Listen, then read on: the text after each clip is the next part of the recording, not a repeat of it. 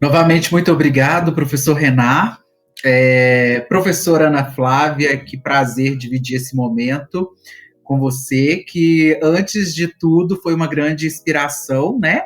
Fomos aí já colegas de muito tempo, em trabalhos que não eram exatamente na educação, mas que nesse momento foi muito importante, porque você é sempre uma grande inspiração, e eu tenho certeza, sem sombra de dúvidas, que muito das coisas que eu fiz, muito do que eu caminhei, foi através de você, inspirado em você, né?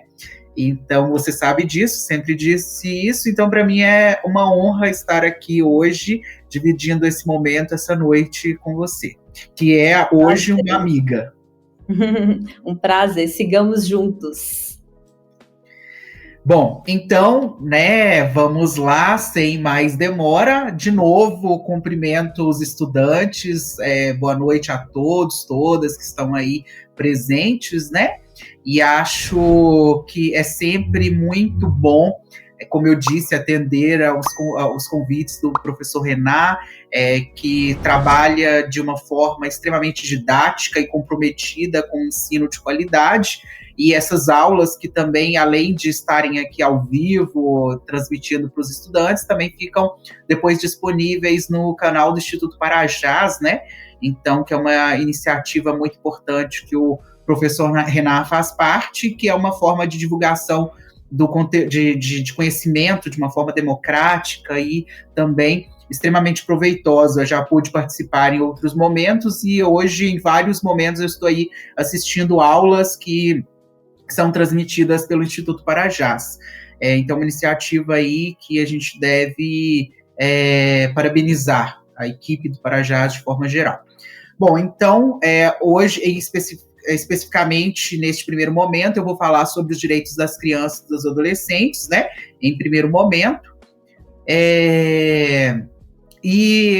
Bom, já passando aqui pelo processo de falar exatamente sobre o direito das crianças e dos adolescentes, antes de tudo, nós precisamos, e é claro, não por menos, né, temos que puxar aí pela parte histórica, antes de tudo, a história. História é muito importante, né? É claro, vamos concordar com isso sempre, mas para a gente poder entender como que se deu a construção dos direitos da criança e do adolescente, que não são construídos os direitos, nenhum direito, na verdade, é construído da noite para o dia, ou sem que haja uma mobilização social, ou sem que haja toda uma construção, né? Então, não é diferente aí com o direito das crianças dos adolescentes, sempre veio a partir de um processo que é uma construção gradual, é uma construção que se esbarra em várias questões fundamentalistas, políticas, religiosas, enfim, do senso comum e culturais também. Então é importante a gente pegar essa base da origem, né? Bom, primeiramente, o direito à infância, adolescência e à juventude. O conceito de infância, especificamente, ele mudou muito ao longo do tempo, né?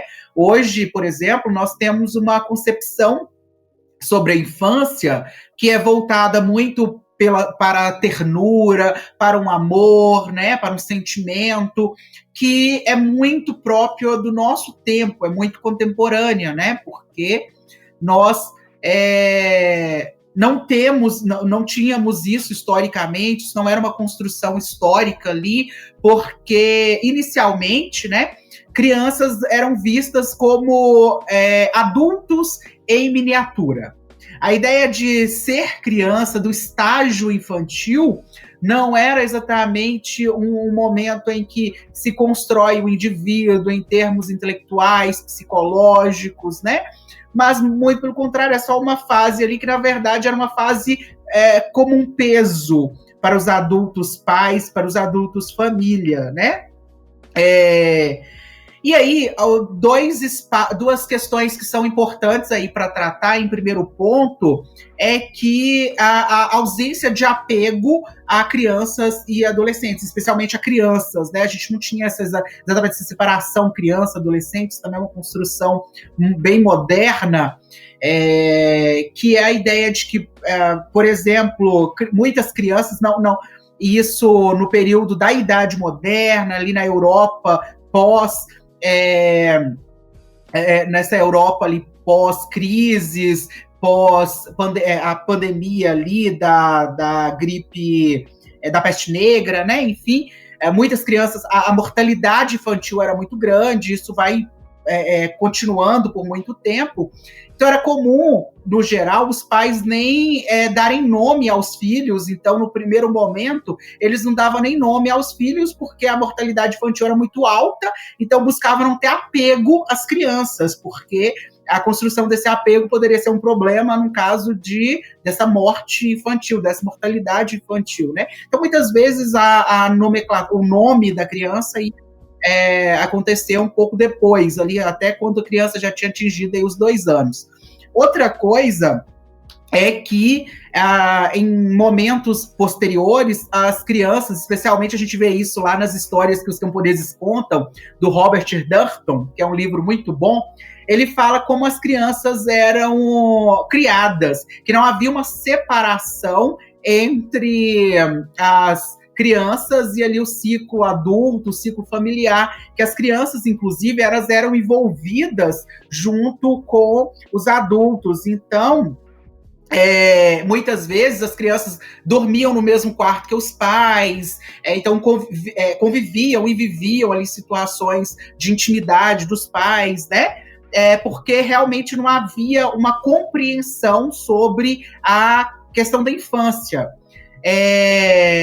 Além disso, a questão dos casamentos precoces dentro da juventude eram muito presentes, porque tinha-se a ideia de um desvencilhamento familiar para a questão de contenção de gastos, né? Então, a questão da infância, ela foi sendo construída ali historicamente. Eu até faço aqui a indicação de livros. Eu tenho aqui o livro da Amélie Del Priore, ela tem na verdade, ela tem 4 volumes de livros aqui, e nesses 4 volumes ela vai separando pelo processo histórico, né? Colônia, Império, depois República, e na República ela faz mais de um livro, e ela vai contando como era, especificamente no Brasil, como que era tratada a infância. Porque a gente tem 2 infâncias diferentes no Brasil também, que é a infância pobre e a infância rica. A infância rica, ela já era tratada ali com educação primária, educação também para que, especialmente os homens, né, conseguissem uma boa formação, posteriormente dessa boa formação adquirisse condições para estudar fora, no caso em Coimbra, né? Isso também é visto em um outro livro, que é a Memória esse livro aqui, As Memórias da Viscondessa, que inclusive ela faz um trabalho sobre fotografias, e aí mostra muito essa questão da fotografia infantil, da criança, né? E demonstrando como era essa vida familiar. Esse último, As Memórias da Viscondessa, é da Mariana Moazzi, e fazia essa verificação de como era ser crianças no período aqui no Brasil, período histórico, colonial, império, né? Então, além disso, tem outras indicações de livros que são interessantes para esse momento, para poder buscar saber mais sobre a história da infância. Eu indico aqui Histórias da Infância, o nome do livro, Histórias da Infância, da antropóloga Lilia Schwartz. A gente tem também um outro bom, que também é da Amélie Del Priore, né? História das Crianças no Brasil. História Social da Infância no Brasil, do Marco César, que é uma organização, tem mais outros autores juntos. Então, isso para poder demonstrar que é uma construção histórica a infância até chegar ao que nós vamos discutir hoje. Bom, mas como que isso vai mudando, né? Como que essa infância vai recebendo um destaque, um lugar, um espaço?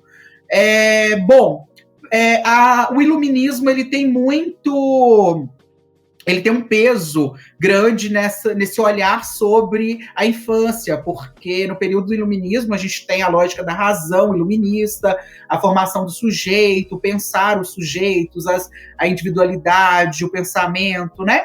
E, especificamente, nós temos em John Locke e também de Rousseau, Jean-Jacques Rousseau, né? Nós temos já a ideia de um ser humano integral, aí a ideia de desenvolver intelectualmente os indivíduos, e aí pensar a infância. Nesse momento, sim, vai começar a pensar a infância, ou seja, o iluminismo já traz essa preocupação, mas que ainda vai ficar, claro, um plano teórico, filosófico, e no século XIX, precisamente, quando vai construir as vertentes da psicologia, psicanálise, né? Então a gente já tem um outro olhar sobre as crianças, e esse olhar que vai, inclusive, ser bem importante para a gente que é da educação, que em algum momento vocês vão estudar aí pessoas como Piaget, Vygotsky, que o pessoal da pedagogia, né, Ana Flávia, tem muita familiaridade, mas não somente, de forma geral, a educação vai tratar disso. E esses pensadores da psicologia, da psicanalítica, enfim, eles já trazem um olhar sobre o desenvolvimento adulto, o desenvolvimento da criança, a cognição. Então, eles são muito importantes, inclusive, para levar esse discurso para a formação do indivíduo e a educação como um todo, né? Então, isso acontece no século XIX. No século XX, nós já temos um outro olhar, e esse olhar também é construído por vários fatores, por exemplo, a questão da proteção à infância. O século XX ele vai entrar com uma outra questão, que é a proteção à infância. E aí vão ser construídas entidades de proteção à infância, sociedades protetoras da infância, sociedades beneficentes. E a função dessas sociedades protetoras, na verdade, ela tinha geralmente um fundo religioso, né? Geralmente estava ligada a algum núcleo religioso, e aí isso faz parte até de algumas encíclicas papais do final do século XIX, uma delas, por exemplo, a Rerum Novarum, que preocupava com a questão social, né? Mas essas instituições, a preocupação com a infância delas se pautava em dois caminhos principais. O primeiro deles é acolher crianças, jovens em situação de vulnerabilidade, abandono, que isso não era muito incomum, né, para o início do século XX, especialmente no contexto de uma urbanização crescente. Crianças também ali abandonadas em vários contextos, e isso dava um destaque não muito incomum para as mulheres, as crianças, as meninas, para poder também protegê-las, especialmente da ameaça masculina, né? Dentro de uma cultura aí patriarcal que a gente que fazia parte aí do nosso contexto, isso faz parte, aliás, do nosso contexto histórico, então, a proteção desses jovens. Mas essa proteção, ela tinha também um fundamento, que é um fundamento básico no processo capitalista, né? Um fundamento que vem ali como contribuição da Revolução Industrial. Então, isso vai chegando em todas as áreas que o capitalismo está se instalando e tal, que é, por exemplo, essas sociedades protetoras, elas até acolhiam os jovens, mas tinha que alocar eles em postos de trabalho. Então, ensinava algum ofício, fazia com que essas crianças elas se vinculassem a postos de trabalho, então, para serem produtivas também. E uma crítica a essas sociedades protetoras é que, apesar de fundada num processo educacional, mas é um processo educacional técnico. E claro que a gente também não pode ser anacrônico de pensar que a educação no Brasil, para todos, é uma coisa extremamente contemporânea, mas a educação profissional ali, para atender interesses de mercado, ela estava associada à proteção da infância. Em 1927, precisamente, aí, aqui especificamente para o Brasil, a gente tem aí no plano legal agora, no plano legislativo, nós temos o Código de Menores. E essa legislação, ela é importante porque de certa forma, ela é um embrião do Estatuto da Criança e do Adolescente, embora ela tenha uma pegada muito diferente, porque no caso do Código de Menores, eles tinham a ideia, era uma ideia também voltada nessa proteção da infância, mas era uma proteção no sentido de cuidar das crianças em situação irregular. Porque as crianças em situação irregular, professora... E um controle, né, Túlio? Acho que essa é a palavra, né? Além da proteção, controle, porque fica muito demarcado. Acho que todo esse resgate histórico que você traz é muito pertinente para a gente pensar em todo esse contexto, né, que vai demarcando as construções dos espaços, né, de cuidado, de proteção, de educação, nessa perspectiva ampliada que é para o desenvolvimento infantil e das juventudes, e pensar, né, nesse processo, né, de construção do nosso país enquanto, né, uma república é muito interessante, porque a gente vai ainda percebendo atualmente esse discurso, né, do Código de Menores ainda muito enraizado, né? Eu acho que fica muito claro quando a gente discute um pouquinho sobre Foucault, quando ele fala do biopoder, né, que são esses espaços de controle das instituições. O Código de Menores, ele é claro sobre isso, né, desses espaços de controle. É quando vai demarcar ali a maioridade, que é a partir de 18 anos, a primeira vez que aparece no nosso país, esse demarcador, né, enquanto idade, para responsabilização enquanto adulto, né, desse ser que desde a infância não era considerado um ser de direito. Então, revisitar todo esse contexto histórico, isso é muito importante para a gente visualizar, né, o quanto que isso é um processo de construção de políticas públicas, de efetivação de direitos, e que a gente precisa conhecer para não deixar vir um retrocesso mesmo, né? De fato, sim. E nesse caso, obrigado pela contribuição. E no caso do Código de Menores, né, então era essa a ideia, manter uma ordem social, e a ideia de criança em situação irregular. E aí, quando a gente vai verificar no plano sociológico, né, mais uma vez eu cito aí a Lilia Schwartz, inclusive mais aliás, uma referência e uma indicação de livro aqui da Lilia Schwartz sobre o autoritarismo brasileiro. Muito bom, ela fala também dessa questão da violência, mas eu ia referenciar ela lá na frente, mas já estou puxando aqui para poder entender, né, no plano social, quais eram essas crianças e por que elas eram ali atendidas por esse Código de Menores, né?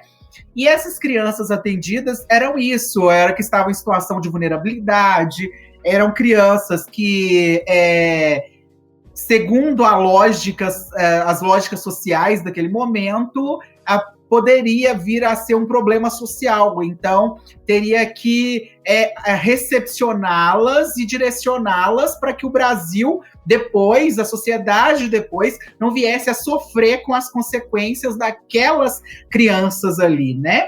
Naquela situação. Então, basicamente, esse Código de Menores era uma ideia de manter a ordem social. Depois, em 1979, esse Código de Menores ele foi revisto, mas ele não mudou nada praticamente em termos práticos mesmo. Ele manteve essa lógica de controle social, essa lógica de ordem social, e tinha muito ali o foco na punição ou na sujeição às duras represálias. Então, a ideia de controlar, especialmente em 1979, ainda tem um outro fator, né? O Brasil estava no contexto da ditadura militar. Então, por estar no contexto da ditadura militar, em termos sociais, já se pode projetar muito dessa visão que era construída ali para o período, né? Bom, a Constituição de 88, ela já traz uma outra visão. A Constituição de 88, enquanto né, normativa, enquanto uma Constituição mesmo, ela já vai trazer ideias de proteção à infância. E óbvio, se vocês pararem para analisar, a Constituição de 88, ela não é tão original assim, né? Ela vai pegar coisas externas, amarrar e trazer para a gente. A gente vai conseguir ver muitas coisas da Constituição em outras constituições de outros países ou outros documentos que vão ser reunidos posteriormente na Constituição. A questão da infância não é diferente. Nós temos um debate sobre a questão da infância em outros países, como Estados Unidos, nós temos França, enfim, nós temos vários países que estão debatendo sobre a noção de infância, a proteção à infância, e aí isso vem para a Constituição de 88. E aí, então, já tem ali o que se garante através da Constituição. Depois nós temos, em 1989, nós temos a Convenção sobre os Direitos da Criança da ONU. Essa Convenção sobre os Direitos, elas foram fundamentais, a Convenção, aliás, e os documentos produzidos a partir da Convenção, foi fundamental para poder formar o Estatuto da Criança e do Adolescente, que vem em 1990. Então, eu até destaquei ali 1990 por uma razão simples, né? Olha, foi ontem que nós resolvemos ter um estatuto para criança e adolescente. Mas e antes de 1990? Antes de 1990, nós tínhamos esse pensamento ali. A questão da criança e do adolescente estava muito voltada à questão da educação familiar. O problema da criança era um problema familiar. A solução da criança era sempre familiar. Tudo era só familiar. E a criança era uma propriedade familiar que socialmente não se devia intrometer. Então, por exemplo, se a criança está ali apanhando muito, faz parte da educação. A família que sabe o que é melhor para elas, né? Só que com esse contexto todo, esse debate todo sobre uma questão educacional, uma visão sobre o que é ser criança, o que é ser jovem, isso vai suscitar algumas discussões. E também nós temos, já na década de 90, nós já temos vários problemas que vão falar, mas e aí? A juventude está sendo perdida em muitas situações, o Estado vai ter que intervir nisso, e é necessário intervir, porque nós temos, por exemplo, o poder paralelo avançando em várias áreas urbanas, e aí muitas crianças envolvendo no tráfico. Nós temos famílias que cada vez mais estão perdendo o controle de seus filhos por vários fatores externos, inclusive. Então, essas famílias também elas não estão conseguindo mais ter a dinâmica de controle, se é que algum dia efetivamente conseguiu ter esse controle total que se achava existir, né? Então, foi preciso sim existir um estatuto que assistissem às várias situações que esses jovens estavam sujeitos, essas crianças estavam sujeitas, né? E aí, então, em 1990, veio a Lei 8.069, de 13 de julho daquele ano.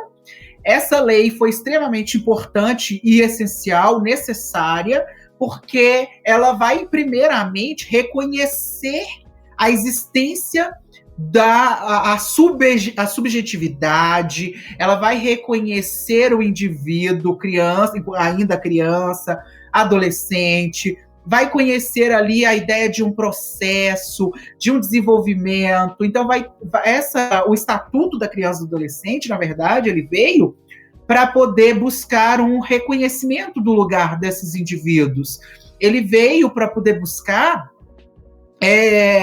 realmente resguardar a possibilidade de um desenvolvimento, tanto cognitivo, quanto psicológico, quanto mental, quanto moral, né? E garantir que isso seja efetivado, porque essa lógica as crianças, o futuro do amanhã, isso é uma filosofia também contemporânea que vai ser muito empregada no contexto ali do ECA, né? E aí, só para um comentário, acho que só para situar bem, mas para quem está assistindo da área da educação, eu entendo que seja indispensável conhecer o Estatuto da Criança e do Adolescente, é preciso, sim, tomar nota sobre a lei, mas eu trouxe 3 artigos para que a gente possa só ter um olhar inicial sobre isso e buscar, claro, né, refletir algumas coisas. O artigo 1º diz o seguinte: esta lei dispõe sobre a proteção integral à criança e ao adolescente. e como eu disse lá no começo, leis, elas não são criadas no vazio. Geralmente precisa ter algo que justifique a criação de uma legislação. E, por exemplo, aqui nós temos a ideia de proteção integral, então é reconhecido, né? É possível reconhecer a existência de falhas. Então a gente consegue ver a existência de falhas em vários contextos, inclusive aí, né, no plano educacional, social, né? Então, quando vai falar de uma proteção integral, a gente consegue olhar para trás e ver que tem muitos problemas, que há muitas lacunas a serem preenchidas, né?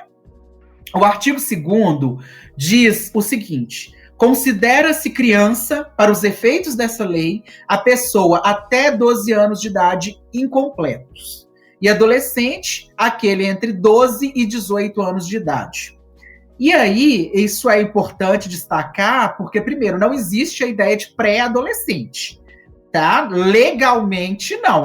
Socialmente, a gente usa a ideia de pré-adolescente, mas o estatuto não, ele vai reconhecer a criança e o adolescente, né? Então isso está aí previsto.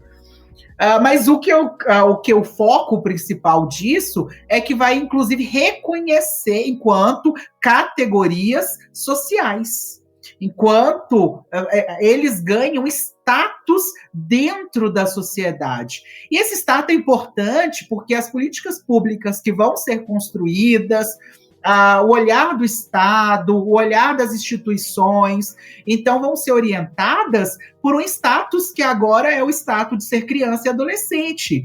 Então, a partir disso, já ganha ali uma individualidade no olhar.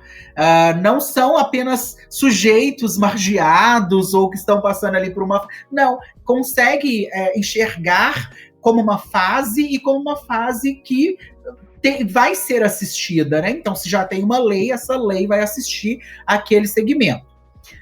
No artigo 3º, a criança e o adolescente gozam de todos os direitos fundamentais inerentes à pessoa humana, sem prejuízo da proteção integral de que trata esta lei, assegurando-se-lhes por lei ou por outros meios todas as oportunidades e facilidades a fim de lhes facultar o desenvolvimento físico, mental, moral, espiritual e social em condições de liberdade e dignidade. Ou seja, é o que eu acabei de dizer, né? Agora nós temos um status para essas crianças e adolescentes, nós temos uma individualidade, é possível tratar ali com a individualidade.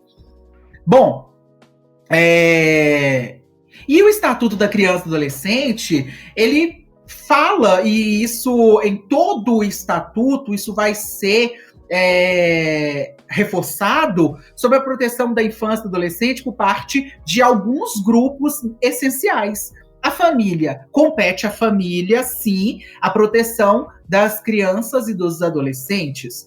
Por quê? O primeiro ponto, e aí nós podemos visitar as estatísticas e verificar que o lugar onde as crianças e adolescentes são vítimas, né, em várias circunstâncias, de várias violências, é a família.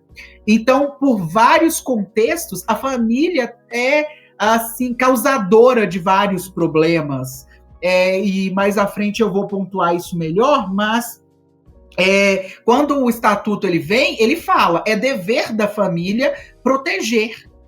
E quando ele diz isso, ele fala proteger em vários sentidos, mas assistidos pelo Estado, especialmente através da legislação. A sociedade cumpre também a ela proteção em vários fatores, e ao Estado, que vem assistindo através da legislação, mas também de suas instituições. O Estatuto da Criança e do Adolescente, ele começa a sua aplicação ainda na gestação da mãe. Então, quando a mãe já entra ali no processo de gestação, o ECA já assiste, porque já é direito dessa mãe os atendimentos de pré-natal, acompanhamento institucional médico, psicológico, porque entende-se que já protege ali a criança nesse momento, né, desde a gestação, porque a ela é garantida, inclusive, o amparo na saúde. Então, veja que o estatuto ele é extremamente amplo, porque ele começa aí, mas ele vai muito além, né? Ele, além ali, ele vai prever até sobre a questão da justiça, do acesso à justiça, né? Então, ele é bastante amplo.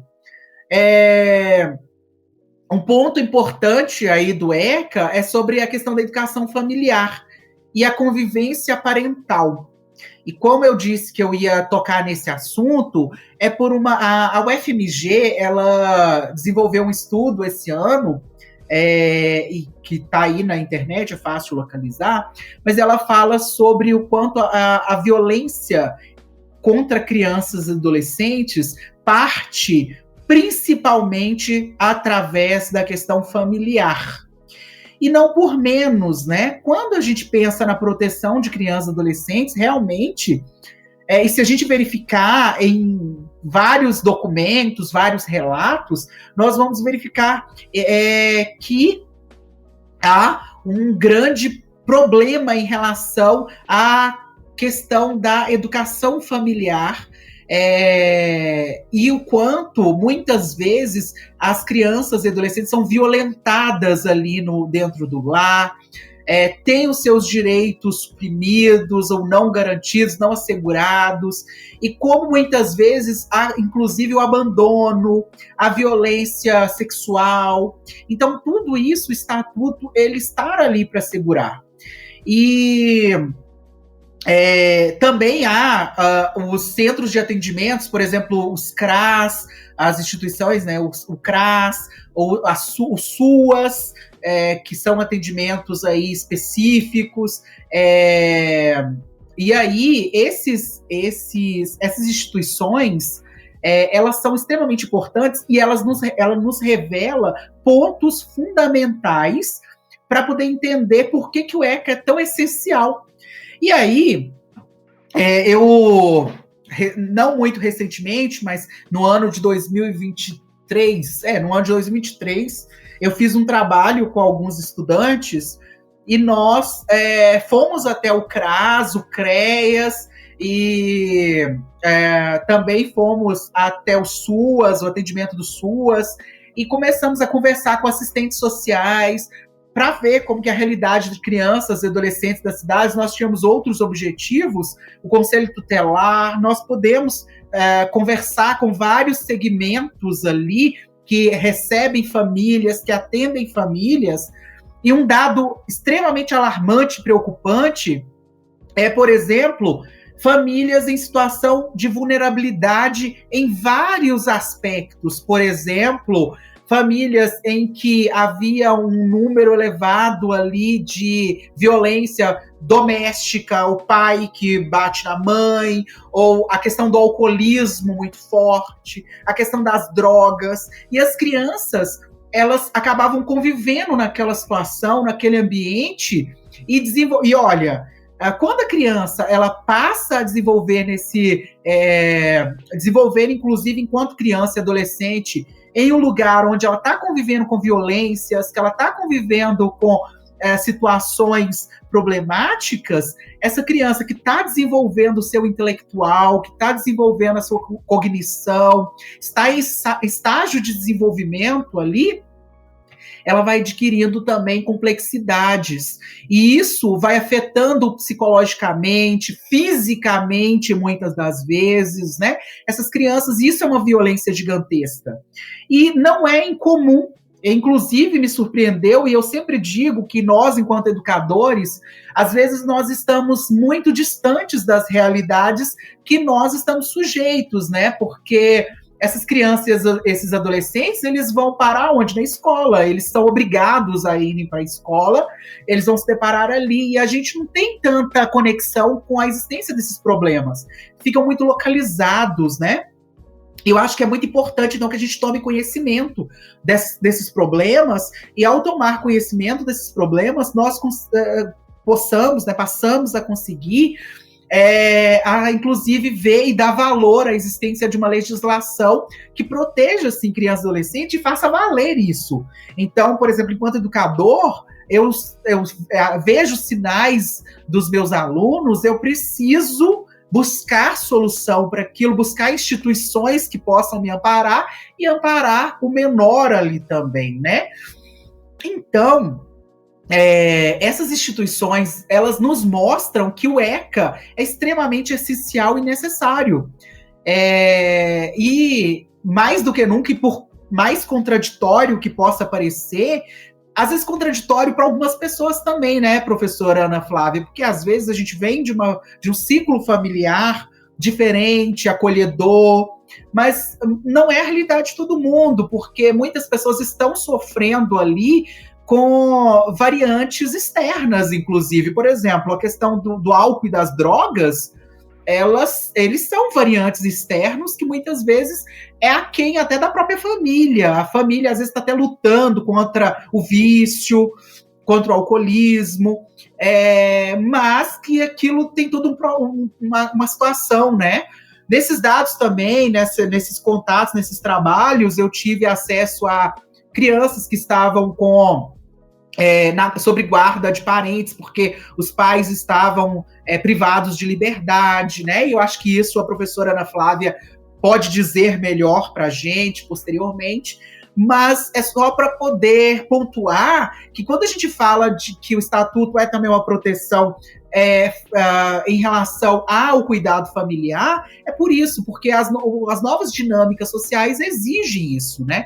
Exige que a gente precise olhar para isso. De fato. Outra coisa também... E, Túlio, só um apontamento, assim, né? Eu acho que é muito rico quando você traz essa experiência, né? Com estudantes até atores que compõem o sistema de garantia de direitos, né? Que o ECA fala muito sobre esses atores, né? Que é o grupo SGD, que é Sistema de Garantia de Direitos. Lá vai ter atores que vão estar atuando na promoção, que é a garantia de direitos, né, tá muito vinculado aos poderes públicos, né, vinculado ao poder municipal, estadual e nacional, que vai ser organizada essas políticas para ter acesso à educação, à saúde, à cultura, ao esporte, ao lazer, né? E a gente vai ter a defesa, que vai fazer parte desse sistema de garantia de direitos, que é o sistema de justiça, né? Defensoria, a promotoria, os juízes, que vão ali fazer cumprir o que está previsto na lei, né, com todas as suas nuances, pensando aí no cuidado integral dessas crianças e adolescentes. E a gente vai ter ali os órgãos de controle e efetivação dessas políticas, que é o que a gente conhece como conselho tutelar, os conselhos, né, do sistema de garantia de direitos, né, cada município tem um conselho municipal, né, de criança e adolescente que vai discutir projetos de lei, que vai discutir a efetivação da garantia de direitos para esse público no município. Então, é muito importante a gente pensar, né, em toda essa rede que vai sendo desenhada pelo Estatuto da Criança e do Adolescente, enquanto necessária para garantir e efetivar esses direitos dessas juventudes e dessas crianças, né? E aí você trazendo sobre esse aspecto, né, da singularidade do sujeito, a gente pensar que hoje a gente usa até mesmo o termo de adolescências, né? Alguns psicólogos, educadores têm trazido esse termo porque são plurais, né? A gente não está falando de indivíduos que têm um percurso, uma trajetória muito singular, contexto familiar muito singular, né? Social, econômico, educacional, então é plural, né? Plural, e como que isso atravessa com outras políticas quando a gente vê também um adoecimento dessas crianças e adolescentes. Sim, de fato, professora. Eu até estou vendo aqui nos comentários, eu vou adiantar aqui só para comentar, o Daniel Figueira, né? Fala o seguinte: famílias bem estruturadas, com atendimento básico, assistem bem melhor a criança e adolescente do que o Estado. Isso é fato, de fato. Isso não resta a menor dúvida. Aí a questão é que como pensar essas famílias bem estruturadas. A priori, né, até sociologicamente falando, quem são essas famílias bem estruturadas? Por que são essas famílias bem estruturadas? Por que são, né? Onde elas estão? Porque sim, isso é fato, a gente consegue perceber muito bem isso, e eu acho que por família bem estruturada, o que o Daniel diz, por exemplo, aquelas famílias que têm condições, inclusive financeiras, materiais, de acompanhar bem os seus filhos em termos educacionais, acompanhar e entender que a educação é algo ali fundamental, esse acompanhamento. Mas nós temos também famílias, e de fato essas famílias bem estruturadas, muitas vezes elas não estão sujeitas a alguns fatores, a alguns agentes externos. Porque, por exemplo, nós temos situações, e aí isso cabe, Daniel, eu acho o seu apontamento muito bom, mas isso aqui, esse apontamento seu, ele cabe uma semana de aulas, porque vai entrar aí uma série de outras questões a serem debatidas. Por exemplo, o fato de muitas famílias, não que não queiram assistir os seus filhos ou que não consigam, embora isso existam aí suas muitas exceções. Mas muitas vezes o pai e a mãe trabalham o dia todo, está fora de casa, tem a questão da cultura educacional, não tem muita dimensão de como, por exemplo, a adolescência é um estágio problemático na vida de um jovem, que o acompanhamento é essencial. Hoje nós temos ainda os fatores externos, a internet, que é um problema seríssimo em relação a essa juventude. E quando eu digo um problema sério, não é que é um problema que tem que ser descartado, mas é um problema que precisa, inclusive, o Estado intervir. E que há projeto, né, eu vou comentar isso já, para que o Estado venha intervir nisso. Mas é fato, as famílias bem estruturadas, e aí adoraríamos, né, que a realidade no Brasil fosse de famílias bem estruturadas, mas nós temos uma série de fatores a ser colocados aqui, que são fatores, inclusive, polêmicos, problemáticos, e que muitas vezes, que família é essa, né? Qual a definição, o que nós temos de família exatamente para colocar aqui? Que as realidades são múltiplas, as situações familiares são múltiplas, né? E é isso, assim como a família pode ser uma proteção gigantesca, fazer muito mais do que o Estado jamais pensaria em fazer, e nesse caso eu concordo com você, nós também temos que pensar que muitas famílias é a gestora do problema, do conflito, é a origem do caos, né? E é para isso que o Estatuto ele está existindo, porque ele olha para esses lugares também, ele olha para esses lados também, né? O ECA, ele fala de coisas fundamentais como a proteção de conflitos, a guarda, que é um tema extremamente necessário, porque em caso de separação, muitas vezes separação litigiosa, não litigiosa, mas tem a disputa por guarda, então questões que são caras a uma criança, um adolescente que vai conviver, por exemplo, com uma questão de separação, com a questão da guarda, que muitas vezes, então, em términos de relação conflituosas, de guardas que também são conflituosas, então, o Estatuto está ali para poder atuar em cima daquilo, inclusive está lá. Ele diz sobre como deve ser procedida, né, o processo da guarda. Quando couber e quando cabe em situações adversas, também tem-se, e é previsto lá no Estatuto da Criança e da Adolescência, a questão da tutela, da curatela, da adoção, e adoção, no caso, com as suas regras específicas, né? Como algo também importante, porque nós sabemos que é burocrático, mas é necessário. Então, o Estatuto ele trata sobre isso. Ele também vai falar sobre aspectos essenciais da vida social da criança e do adolescente, que é, por exemplo, o esporte, a saúde, lazer,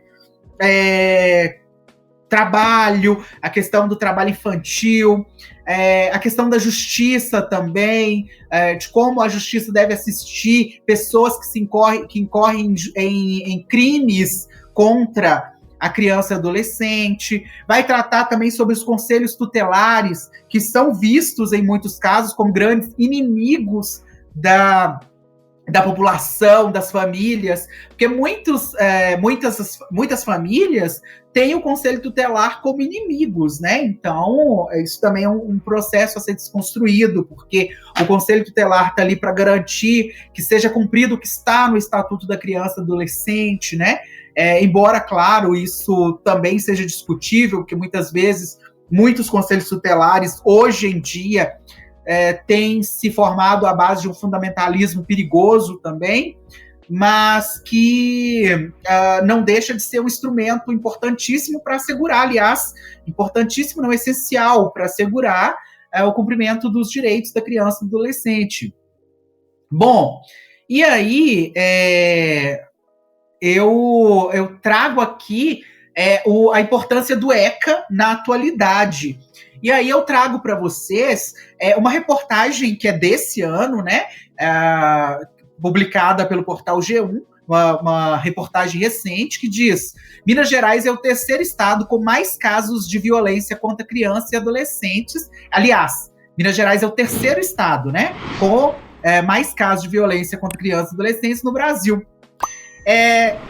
A Minas Gerais vai perder aí para São Paulo e para Rio de Janeiro em relação à violência contra crianças e adolescentes. Aí um dado específico liberado pelo G1 diz: entre janeiro e agosto de 2025, foram contabilizados 21.452 casos no estado, que soma-se um aumento de 9% em relação a 2024, de registros em relação à violência de crianças e adolescentes. Então, vejam, é um número considerável, né? A gente precisa pensar por quê, o que está acontecendo, mas é um número considerável aí de violência, então, contra crianças e adolescentes. E nesse caso, então, o Estatuto da Criança e Adolescente, ele precisa agir no sentido de entender que violência é essa? O que está acontecendo? Quais os fundamentos dessa violência? Onde que isso está acontecendo? Por que as causas? Como lidar com isso?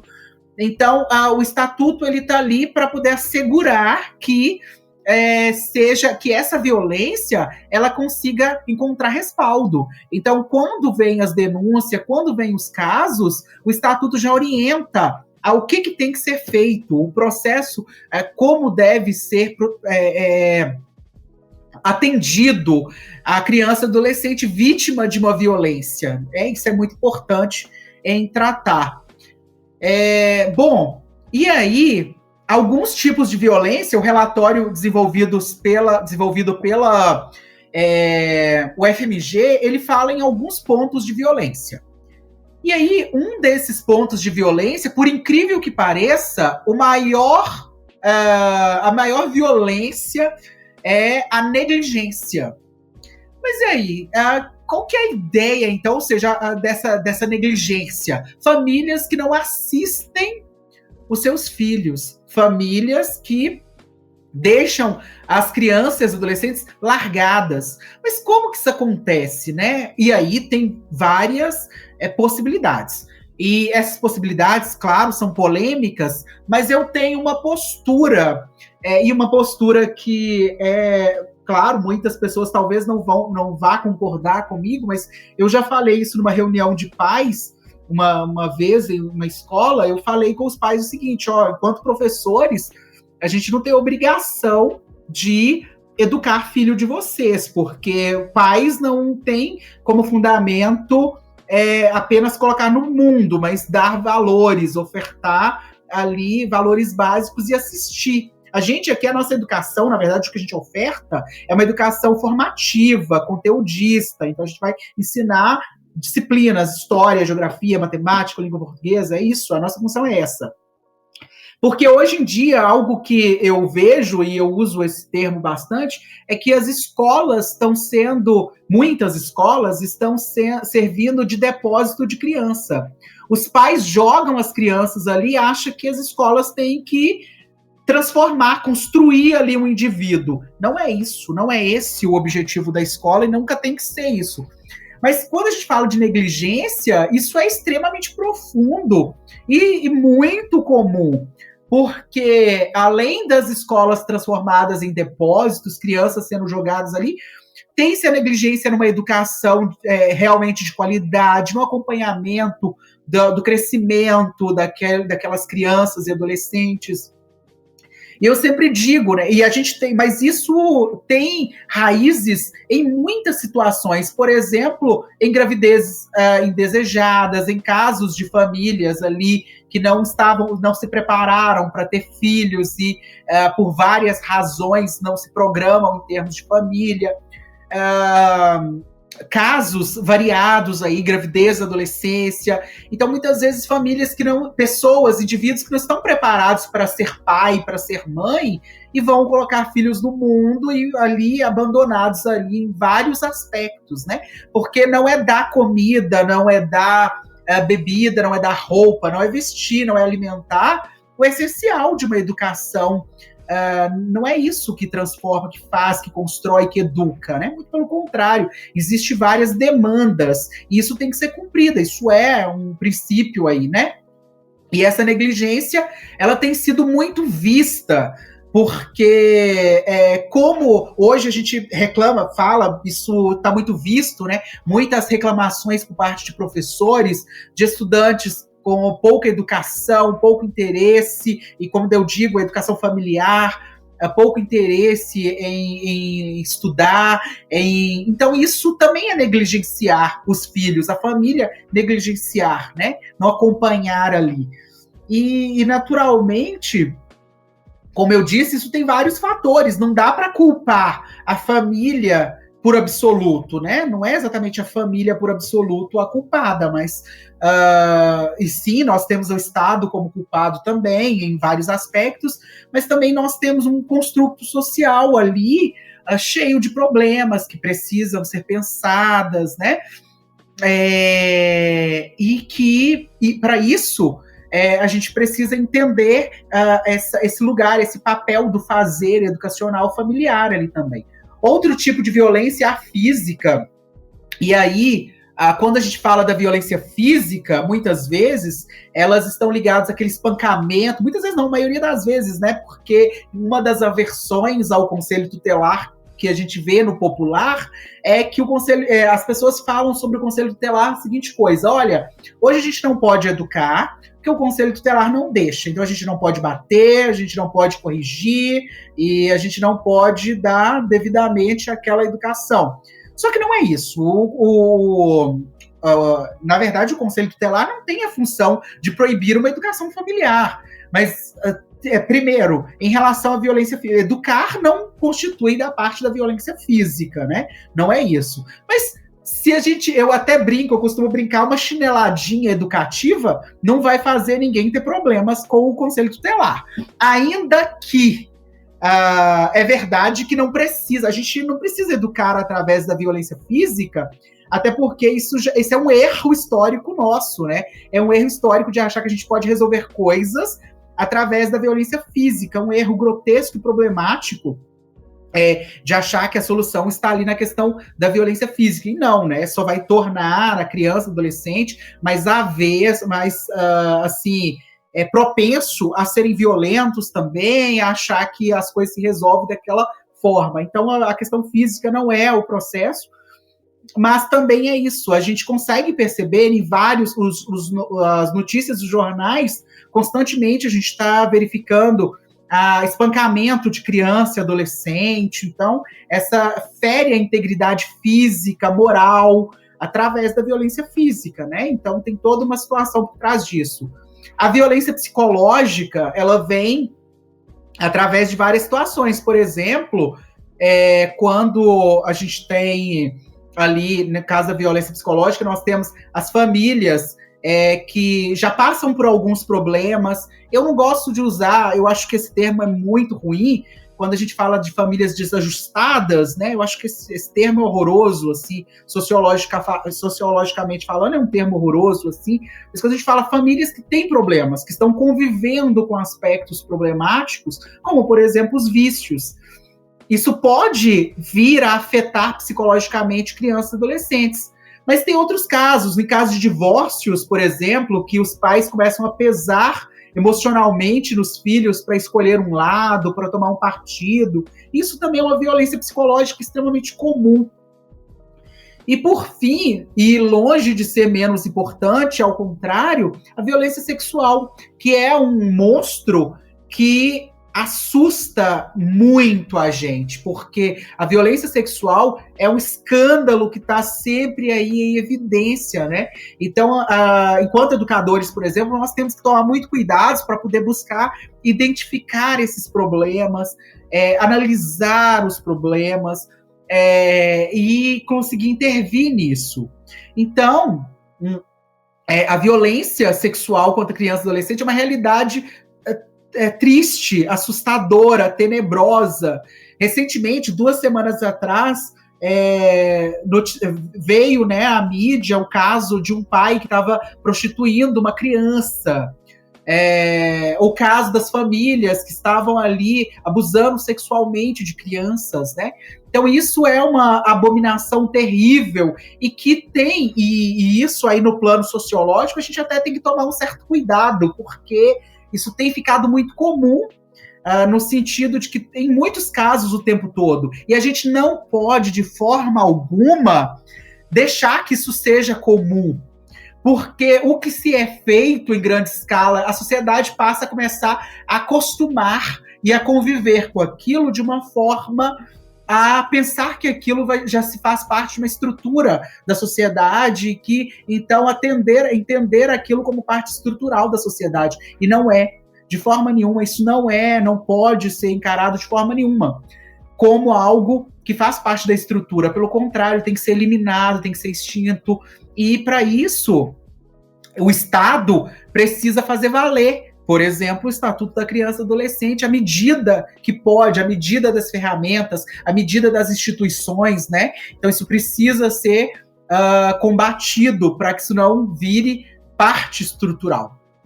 E aí, já caminhando para o final da minha fala, nós temos algo que também ficou muito popular, ainda que o conceito não seja um conceito atual e não é um conceito que vai surgir agora por causa da polêmica recente, já é um conceito empregado, inclusive na Idade Média a gente tinha, né, uma ideia próxima aí, mas é a adultização de crianças. Então é tirar a criança do seu aspecto infantil e levar ela ali para um ponto que é um ponto do adulto, como saltar ciclos, pular ciclos importantes. E aí, nesse caso, nós tivemos bem recentemente o caso aí do youtuber, o Ítalo Santos, né, que repercutiu muito nas redes sociais. Eu já tinham me falado sobre esse youtuber, por incrível que pareça, uma aluna minha chegou uma vez após uma aula, ela me perguntou se eu conhecia e começou a me contar casos, né? E eu não conhecia, mas eu fiquei assustado quando ela me contou certas coisas. E eu fiquei assim, espera, mas demorou demais de fazer algo em relação a esse influenciador digital. Demorou muito, o negócio foi tardio, né? Por conveniência. Aí veio lá, o youtuber que fez a denúncia, né? O influenciador digital é o criminoso. Acho que eu falei errado lá no início. Mas enfim, tá pessoal da mídia aí, né? O povo aí, um youtuber e o outro o influenciador digital. E aí o influenciador digital que desenvolvia ali o problema e tal. Mas isso ficou muito famoso, repercutiu muito, e a gente pensar, esse avanço de ciclos é bem perigoso, e eu até coloquei ali no canto, é um cardzinho da BBC News para um comentário no YouTube, que é a adultização no cérebro das crianças. Eu recomendo, depois, quem tiver interesse, dar uma assistida, 12 minutinhos de vídeo, mas é muito bom. E como que saltar ciclos são problemáticos para crianças e adolescentes, né? Então, os efeitos disso. E essa adultização, ela gerou um novo estatuto. E esse estatuto é formado pela Lei 15.211, de 17 de setembro de 2025, que veio a existir por força dessa polêmica, e que formou o Estatuto Digital da Criança e Adolescente. Então aí a gente tem o Estatuto Digital agora, né, da Criança e Adolescente. Esse estatuto ele já vem como algo extremamente importante, porque agora é para nortear e controlar a vida das crianças e adolescentes no contexto digital. E realmente é muito importante, porque nós, diariamente, a gente tem visto violações contínuas, o quanto também em um processo questionável, né? Nós vemos visto, né, o quanto crianças e adolescentes são usadas no contexto da mídia. Hoje, isso precisa mesmo ser revisto. Por exemplo, muito influenciador digital, muito famoso, cria um Instagram para uma criança. Tipo, a criança ali coloca lá no perfil monitorada pelos pais. Mas a exposição que já constrói da criança logo cedo é gigantesca. E nós temos aí, por exemplo, também, né, a influenciadora famosa, a Virgínia, que, assim, muito cá entre nós, eu acho ela um desserviço para a sociedade, embora seja uma pessoa esperta lá no que é, mas, por exemplo, a exposição que ela faz ela teve filhos, na verdade, em busca de, né, ali da exposição na internet. Isso é muito fato, e é triste, mas isso fica visível em relação a várias coisas que sai sobre ela, na exposição e tal. Isso vai acontecendo em outros aspectos, por exemplo, influenciadores que perdem filho, ou que, enfim, de todos os casos, a exposição hoje de crianças e adolescentes, elas estão, assim, em situações extremamente alarmantes. E onde isso vai parar? A internet é um espaço ali que tem se mostrado cada dia mais perigoso, né? Então, por isso, proteger crianças e adolescentes dos perigos da internet agora é um propósito desse Estatuto Digital, que nada mais né? Aliás, que ele vem a completar o ECA. E completar de uma forma muito positiva, porque é completar o ECA no sentido de tapar lacunas que ficavam abertas aí do ECA, porque, sim, o ECA de 90, é claro que uma legislação ela precisa inovar, ela precisa acompanhar o desfecho de uma sociedade. E que bom que pôde correr agora esse novo estatuto, porque ele agora já assiste crianças e adolescentes num contexto novo, né? Num contexto aí recente.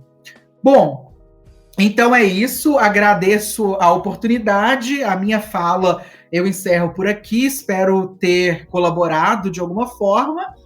E sigo aqui para a gente poder discutir no final, depois aí da fala da professora Ana Flávia. Obrigada, professor Túlio, né? Agradeço mais uma vez o convite, essa interlocução, para que a gente pudesse ter esse momento de diálogo. Você traz, né, toda uma contextualização histórica, legislativa, né, e de mudança por meio, né, das vivências e atravessamentos sociais, culturais, econômicos, psíquicos que vão moldando a sociedade num todo, e isso permeia todas as políticas públicas, né? Não vai ser diferente nas políticas públicas voltadas para as infâncias e para as juventudes. Então, pensar, né, nessa garantia de direitos, né, das crianças e dos adolescentes, a gente pensar nessa interlocução com o sistema de garantia de direitos. Aqui eu vou falar um pouquinho sobre um recorte, né, desse público que compõe as juventudes, que são aqueles públicos que hoje estão cumprindo alguma medida socioeducativa. Antes de entrar nesse ponto, assim, né, eu vou falar um pouquinho mais, né, hoje eu não atuo diretamente enquanto docente, né, eu sou uma pedagoga de formação, como o Renan apresentou, mas hoje eu atuo no espaço não formal de educação, que é a socioeducação, né, eu já perpassei por diversos espaços da pedagogia, e o espaço não formal de educação, ele me chama atenção ali em meados de 2021, e eu adentro esse espaço. Então, ver, né, estudantes de um curso de licenciatura, da área de exatas, tendo a oportunidade de refletir sobre direitos humanos, né, Estatuto da Criança e do Adolescente, pensar numa interseção num espaço não formal de educação, que é a socioeducação, que eu vou trazer para vocês aqui um pouquinho. Isso é muito rico, né? Algo que ao longo da minha graduação, por exemplo, a gente não expandiu tanto as nossas discussões, para a gente pensar nesses outros espaços que também é de garantia dos direitos humanos, que também é de garantia do direito das juventudes. O Túlio, ele traz um pouco, assim, né, acho que fica muito claro, né, as violências e violações de direitos, a gente pensar, né, que essas juventudes e essas crianças, né, pularam etapas, a gente pensar que em algum momento essa tríade, né, família, Estado e sociedade falhou, né, e a gente sabe as falhas, elas estão muito intrínsecas devido à construção, né, social de um país tão desigual como o nosso, onde que políticas públicas, elas começam a serem construídas, a serem encaradas com seriedade por pressões, né, internacionais, pressões econômicas, que vão moldando as construções, né, da legislação do nosso país, assim como qualquer outro país em desenvolvimento. E como que isso demarca até mesmo os rumos da política pública, né? Quando o Túlio traz, né, sobre a criança enquanto um ser não conhecido como ser de direito. Isso permeia também para as juventudes, enquanto não sujeitos de direitos, né? Quando a gente pensa que somente em 1927, com o Código de Menores, que vem trazendo uma regulação e um controle ali, né, social para essas crianças e adolescentes vistas como, né, crianças e adolescentes problemáticos, né? Que espaço que vai ter para essas juventudes? O que a gente faz, né? Uma vez que essas juventudes, essas infâncias, elas não correspondem àquele padrão social pré-estabelecido que a gente, pensando na diversidade humana em qualquer país do mundo, não vai ser assim, não vai ter uma receita. Você começa a infância sim, termina a adolescência sim e já pula para a fase adulta. São fases que vão ser atravessadas por aspectos que vão moldar o desenvolvimento dessas crianças e desses adolescentes. Então, eu vou trazer um pouquinho para vocês sobre o Sistema Nacional de Atendimento Socioeducativo, acho que é um grande marco do Estatuto da Criança e do Adolescente. Né, até então, a gente tem ali o Código de Menores, que vai dizer um pouco, né, o que a gente constrói para essas juventudes que, né, historicamente, não necessariamente eram juventudes em conflito com a lei, eram crianças e adolescentes pobres, não é à toa, acho que vocês podem rememorar muito bem a FEBEM, não sei se vocês já ouviram falar da FEBEM, né, mas pensa-se nesse lugar para colocar, para ser um depósito, né, mais uma instituição de depósito para crianças e adolescentes que não são aceitáveis dentro dos espaços sociais, e não só aquelas crianças e adolescentes que, né, entram em conflito com a lei. Então, o ECA, ele vem trazendo uma organização, né, para essa interseção, que é o atendimento socioeducativo. E aí, somente lá em 2012, que isso ganha um caráter pedagógico, que até então era só sancionatório, né? Então, em 2012, com a lei do SINASE, que é o Sistema Nacional de Atendimento Socioeducativo, onde o ECA vai desenhar muito bem, assim, o que vai ser esse atendimento socioeducativo para aqueles adolescentes, porque isso não é aplicado para a infância, a partir dos 12 anos até os 18 anos. Então, vai ser aplicado ali para essas juventudes em conflito com a lei. E aí, se vocês puderem colocar aí no chat, se vocês sabem o que é o Sistema Nacional de Atendimento Socioeducativo, se vocês sabem quem pode receber a medida socioeducativa. O SINASE, né, em 2012, ele é um marco muito importante, um marco histórico, né, e legislativo, para a gente pensar numa proteção e numa responsabilização dessas juventudes em conflito com a lei, né? A gente está falando ali de proteção, a gente está falando de violações de direitos ao longo de todo o ECA, e a gente vai dizer, né? O ECA vai trazer. E aquelas juventudes que cometem atos infracionais, qual que vai ser a proteção? Qual que vai ser a responsabilização dessas juventudes? Então, isso vai se moldando em 2012, né? É uma política que está em construção. Inclusive, a gente está passando por um momento de revisão do SINASE para o plano decenal. Está na última revisão, né? Teve até algumas discussões, bem numa semana onde que se discute, né, no Senado, essa mudança, né, na legislação que vai contra tudo que especialistas, educadores, assistentes sociais, psicólogos, médicos de todas as especialidades têm anos e anos de estudos para nos mostrar que são seres em desenvolvimento. Então, hoje tem uma discussão no Senado que é para aumentar ali o tempo de medida socioeducativa, que vai contra o que é previsto no ECA. Pensando aí na brevidade de medida socioeducativa, porque a gente está falando de adolescências plurais, com diversos contextos sociais, e assim, a família, ela não pode ser vista enquanto um fator determinante aí para essa, como o Túlio diz, eu também não gosto dessa palavra, né? Desajustados, né? A gente está falando de seres que têm aspectos psicológicos, cognitivos, emocionais, espirituais, que estão em desenvolvimento, né? Então, a lei do SINASE, ela vai trazer para a gente, né, uma organização sistêmica a partir do que é pactuado, né, o que é homologado no Estatuto da Criança e do Adolescente, o que vai ser as medidas socioeducativas. Então, a gente tem, né, 7 medidas socioeducativas que elas vão se iniciar, né, numa advertência. Como que vai ser considerado, né, um ato infracional? Vai ter uma análise do sistema de justiça, né? Como eu disse para vocês, que a gente tem um sistema de garantia de direitos. Então, o ator da defesa, que é o sistema de justiça, né, a promotoria, o juiz, assim como, né, a parte da defesa do adolescente, vai ter ali um processo que vai analisar, né, o potencial causador de dano que aquele adolescente cometeu a algo ou contra alguém. E vai ser imputada ali uma medida socioeducativa, como está previsto ali no ECA.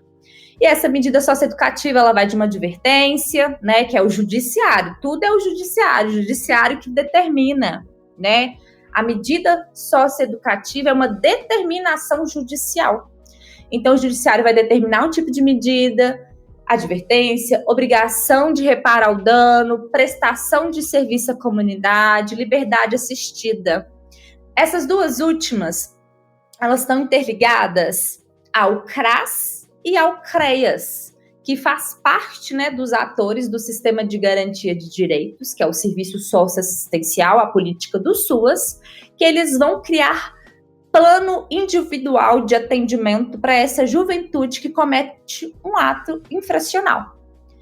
Isso tudo vai ser analisado perante o judiciário, né, com o potencial de dano. Então, as medidas elas vão ser aplicadas de formas que tem ali, né, um peso a partir do dano causado.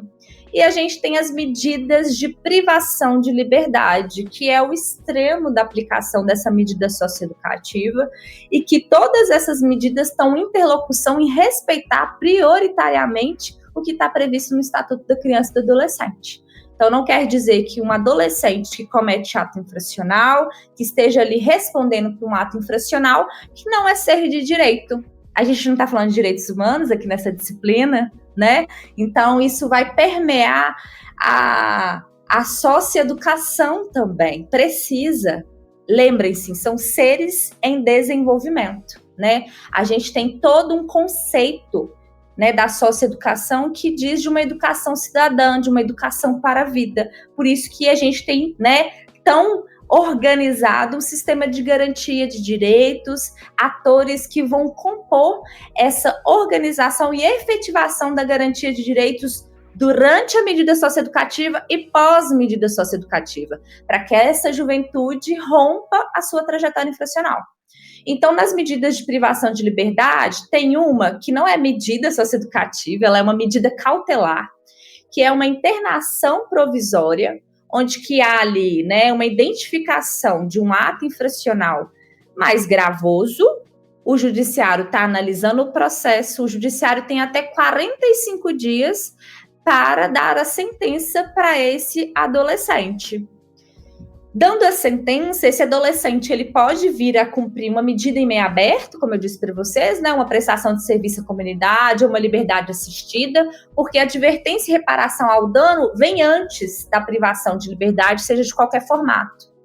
Então, na medida cautelar da internação provisória, vem uma decisão para dizer, né, sobre a gravidade do ato infracional, e esse adolescente ele pode cumprir uma internação de sanção, né? Por exemplo, ele estava ali numa liberdade assistida, numa prestação de serviço à comunidade, e aí ele descumpre algum acordo, alguma regra. Ele pode ser imputado em uma internação sanção de até 90 dias. A gente vai ter a internação por tempo indeterminado, tá vendo? É indeterminado. Por que é indeterminado? Porque isso vai sendo analisado caso a caso, a partir da singularidade do sujeito. O ECA traz isso em todo o documento, em toda a sua lei, porque vai dizer que a gente tem que pensar na individualidade daquela juventude, daquela criança, para um acompanhamento a partir das suas necessidades. Então, essa internação por tempo indeterminado, né, o ECA ele apresenta muito bem, e o SINASE ele vai organizar os programas de atendimento socioeducativo, né, para que seja garantia de direitos, acima de tudo. Essa internação por tempo determinado vai sendo acompanhada pelo judiciário e sendo avaliada a cada 6 meses. Então, uma internação por tempo determinado, ela varia de 6 meses a 3 anos. E a gente tem a semi-liberdade, que também pode variar até 3 anos. A semi-liberdade, ela é uma medida socioeducativa um pouco mais para dentro da comunidade, né? A internação por tempo determinado, a gente tem uma unidade socioeducativa que rememora muito os ambientes prisionais para adultos, principalmente porque a gente vem ali, né, de um código de menores que ainda está muito enraizado na nossa sociedade. Já a semi-liberdade, ela é organizada numa casa, ela é organizada dentro de um território onde que essa juventude tem acesso à escola externa, né? Na internação por tempo determinado, a escola, por exemplo, vai ser interna, né? A gente vai ter um acesso às políticas externamente, mas é um ambiente de privação de liberdade. Na semi-liberdade é de restrição. Então tem esse demarcador. O estatuto, como eu disse para vocês, né, ele vai trazer, né, respostas para que a gente possa compreender, né, as características desse indivíduo, a gente compreender as fases que essas juventudes, né, perpassaram, assim como a garantia de direitos, a garantia de proteção, o papel da família, o papel do Estado, da sociedade, e isso vai aparecendo ao longo do atendimento socioeducativo, isso fica muito claro ao longo do atendimento socioeducativo, o quanto que esses direitos inerentes, né, esse sistema de garantias de direitos, eles devem ser aplicados a qualquer cidadão, principalmente, né, para um cidadão vulnerável, porque a gente pensa, né, onde que vai ter ali um acompanhamento mais próximo da rede do sistema de garantias de direitos, e para as juventudes que cometeram ato infracional não é diferente. Aquela juventude que está em conflito com a lei, ela tem ali, né, uma responsabilização para ser trabalhada frente ao ato infracional, mas ela precisa ser desenvolvida na perspectiva da amplitude do seu desenvolvimento humano, né, na perspectiva social, física, mental, emocional. Então, a gente vai fazer uma análise, né, enquanto equipe técnica, e hoje eu atuo mais diretamente, né, as unidades socioeducativas do Estado de Minas Gerais, onde que a gente tem feito um trabalho muito robusto, principalmente articulado com os atores da saúde, porque hoje a gente tem um demarcador muito triste, assim, da gente pensar, que são as juventudes com adoecimento mental, né? A gente tem as juventudes com muitos atravessamentos de saúde mental, né? Isso vem se agravando, inclusive tem alguns territórios que se discute peraí, o socioeducativo deu lugar agora ao público do manicômio, né? Porque fecha-se ali, né, os espaços de controle para as pessoas com atravessamentos de saúde mental. E qual o tratamento? A gente tem o CAPS-AD, CAPS-I, CAPS-IJ, em Belo Horizonte chama-se CERSAME, que são políticas voltadas para a atenção psicossocial, que é para esse cuidado, promoção da saúde mental. E a gente tem um recorte muito forte. E o ECA ele vai trazer para a gente que a gente precisa compreender quando aquele adolescente tem capacidade de cumprir a medida socioeducativa, né? Porque a gente tem um público muito adoecido também nesses espaços. E eu falo adoecido seriamente, né? A gente não fecha a hipótese diagnóstica, né? Na área da saúde não fecha-se até 18 anos, a gente tem as hipóteses diagnósticas, e o ECA vai trazer dessa garantia de saúde, desse trabalho integrado, né, da rede de saúde, principalmente da rede de atenção psicossocial. Como eu disse para vocês, né, o sistema de garantia de direitos, ele vai trazer para a gente todos esses atores que vão compor, né, o sistema educacional, o Sistema Único de Saúde, o Sistema Único de Assistência Social, o Sistema de Justiça e Segurança Pública. Ele vai dizer, né, assim como que está lá, muito bem desenhado no Estatuto da Criança e do Adolescente, quem são esses atores, quais as responsabilidades desses atores. O Daniel, acho que ele comenta algo muito interessante, que ele fala que os espaços como as igrejas, eles às vezes fazem muito mais do que os espaços institucionais de políticas públicas. E a gente chama, dentro do sistema de garantias de direito, de sociedade civil. O quanto que é importante essa sociedade civil, ela está junto, porque ela diz de instituições não de políticas ligadas aos poderes, né, públicos, mas que são instituições que fazem parte dessa garantia de direitos, desse cuidado, dessa proteção e dessa responsabilização. E isso diz do território, que essas juventudes vão serem, né, pertencentes, que elas vão se desenvolvendo. E a gente percebe, né, eu acho que Túlio demarca isso muito bem, desse pular etapas, o quanto que a gente percebe isso no público que vem para o atendimento socioeducativo no nosso país, né? E quando a gente percebe esse pular etapas, às vezes é muito triste, eu acho que assim, eu como profissional também da educação formada, que já estive no chão da escola, né, nos anos iniciais, na educação infantil, nos espaços de formação de professores, quando a gente vê que a violação de direitos e um dos fatores de risco para essa juventude infracionar está no espaço de não pertencimento da escola, está no espaço de violência dessa escola, né? A gente sabe de todos os fatores que permeiam, mas a gente não deixa de ser um espaço violador, de certa forma, pensando também numa precarização da formação de professores, numa precarização da política educacional, pensando, né, de recursos, pensando em infraestrutura, pensando no suporte, né, para além ali de uma responsabilização dessa família, mas como que essa rede funciona? E a gente vai ver isso no Sistema Único de Saúde, quando essa juventude chega no socioeducativo sem ter ido em nenhuma consulta médica, chega no socioeducativo com uso abusivo de drogas e álcool muito profundo, onde que isso resulta numa comorbidade, né, sem precedentes no organismo daquele ser em desenvolvimento, né? Assim como a gente vê no serviço socioassistencial, como é uma família extremamente vulnerável, né? Acho que esse termo é muito importante, porque a vulnerabilidade ela é de diversas ordens, e às vezes não ela é só financeira, né? Ela é de estrutura organizacional, social, né? Dessa família de se entender, dessa família compreender ali os espaços que ela precisa ir para garantir ali acesso à educação, à saúde, de garantir um processo de formação ali para essas juventudes por meio, né? A gente tem o Acessuas Trabalho dentro da política do SUAS, que diz de uma formação dessas famílias em vulnerabilidade, pensando na potencialização das suas trajetórias e inserção no mercado de trabalho, assim como as juventudes, né?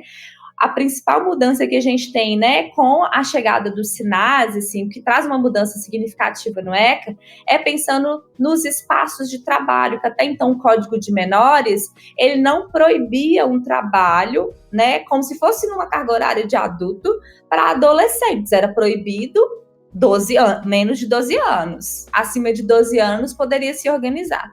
E com o SINASE, né, que é o sistema de atendimento socioeducativo, isso vai mudando, pensando no processo de inserção no mundo do trabalho, que começa articulado com o sistema educacional, né?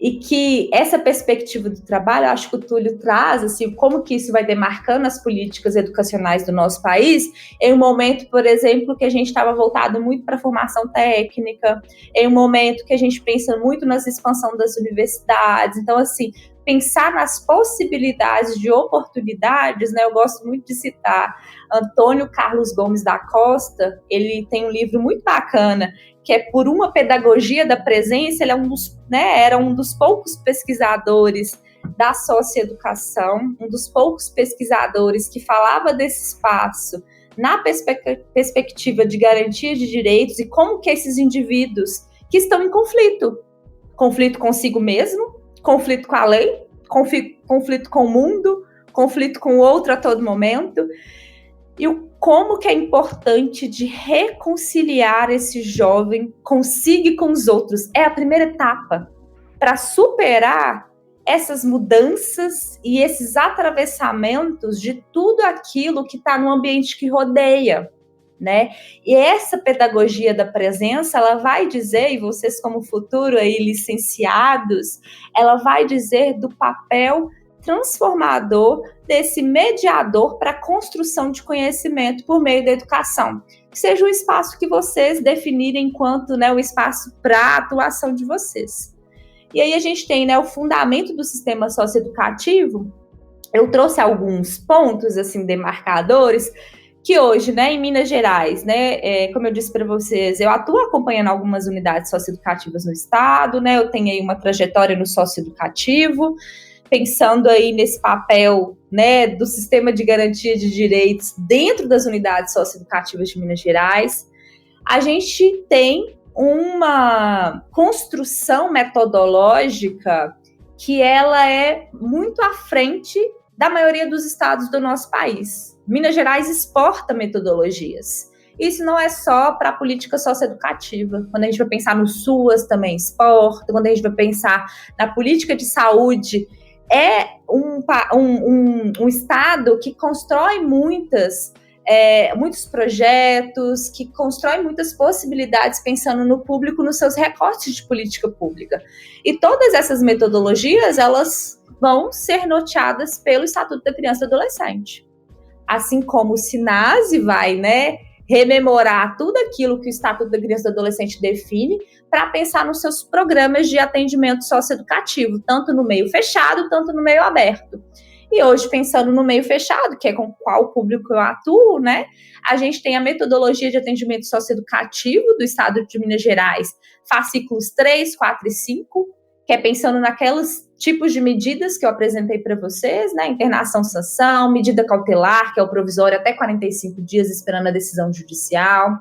A gente vai ter, né, o fascículo 5, que vai ser da internação por tempo indeterminado. Aí tá faltando 6, mas tem o 6 que é voltado para a semi-liberdade. Hoje a gente tem o Programa de Atendimento Socioeducativo, publicado em 2022. Ele é parte, né, desse processo de reestruturação do SINASE, né? SINASE é recente, gente, de 2012. A gente tem 14 anos 13 anos ali da construção de um Sistema Nacional de Atendimento Socioeducativo, que vai dizer para os estados e municípios como que devem ser organizados de parâmetros básicos de atendimento à perspectiva individual de cada medida socioeducativa aplicada, onde que o Estado tem a sua responsabilidade com os ambientes, né, de privação e restrição de liberdade, e os municípios vão ter ali a sua responsabilidade com as medidas aplicadas em meio aberto, né, pensando na organização dessas equipes multidisciplinares que vão trabalhar com essas juventudes. Então, assim, se vocês nunca ouviram falar do sistema socioeducativo, tem um lugar, né, que é chamado Sistema Socioeducativo, que inclusive tem atores, né, das escolas que vão atuar dentro desses espaços, né, de medida socioeducativa, das escolas que são integradas ali às unidades. Vai ter ali esses atores também que vão compor as equipes técnicas das unidades socioeducativas. Como eu disse para vocês, né, o Estado, eu trouxe aqui só para vocês terem, né, uma dimensão do que são as unidades socioeducativas do meio fechado. Em Minas Gerais, a gente vai ter ali, né, 42 unidades do meio fechado, onde são 17 casas de semi-liberdade espalhadas por todo o território, 25 unidades de internação, onde que vai ter algumas somente para internação provisória, que é aquela medida cautelar, e outras unidades que vão ter ali só para internação por tempo determinado, ou vai ter unidades que vai ter para internação sanção, vai receber o provisório e vai ter internação por tempo indeterminado. E por que vocês acham que está espalhado por todo o estado? E por que tem uma quantidade, assim, né, expressiva? Tem algumas hipóteses que cada vez, né, com pesquisas, tem sido comprovado, assim, um recorte para Minas Gerais, que é preocupante, né? O Túlio, ele traz, né, o professor Túlio traz um dado, né, de alerta, quando a gente pensa, né, o terceiro estado que mais teve ocorrências de violências contra crianças e adolescentes, né? Então, pensar, isso diz também de um recorte social do nosso estado, né? O nosso estado, ele é um estado que é o segundo maior em população privada de liberdade.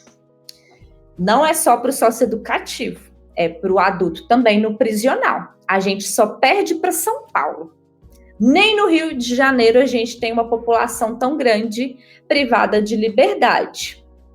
Isso vira um demarcador quando a gente pensa no estado, né, grande, em território, com muitos municípios, e a gente pensa no fortalecimento das políticas públicas que antecedem esse adolescente e seu desenvolvimento lá na infância, para que as violências e violações de direitos não sejam um fator determinante para uma entrada na trajetória infracional, para uma entrada num ato infracional, né?